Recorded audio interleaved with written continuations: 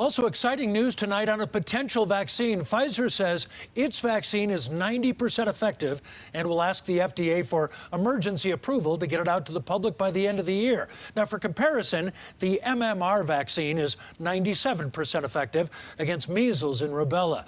The DTaP vaccination for diphtheria, tetanus, and whooping cough is 80 to 90% effective. And the flu vaccine is typically 40 to 60% effective. Our Andrea Flores has been talking with state leaders about how the vaccine would be rolled out. And Andrea, we might see it here pretty soon. That's right, and there is certainly a lot of excitement amongst the medical community about the announcement today. And today, Governor Polis said the state could see 100 to 200,000 doses of the vaccine by the end of the year, but it is possible some Coloradans would not have access to it until early spring.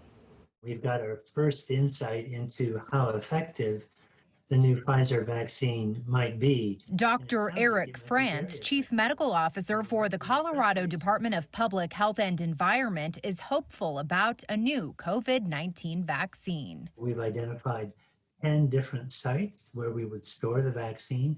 We have another 5 smaller locations that will also be used. So we're preparing to have those sites ready. He says it's unclear exactly when the doses will arrive in Colorado, but almost 200 healthcare providers have already signed up to distribute them once they do. Our first and highest group is going to be healthcare workers that work in the hospital setting. From there, it goes to our first responders, the firefighters, the ambulance drivers. They all need to be protected as well. And then down the list. So our list includes groups like nursing home staff, nursing home residents, people at higher risk. While a timeline for vaccine distribution isn't set in stone, Dr. France says people in the community could get one by March. And I'm hopeful that by next spring, lots of us will have been vaccinated and will be able to return to a more normal life.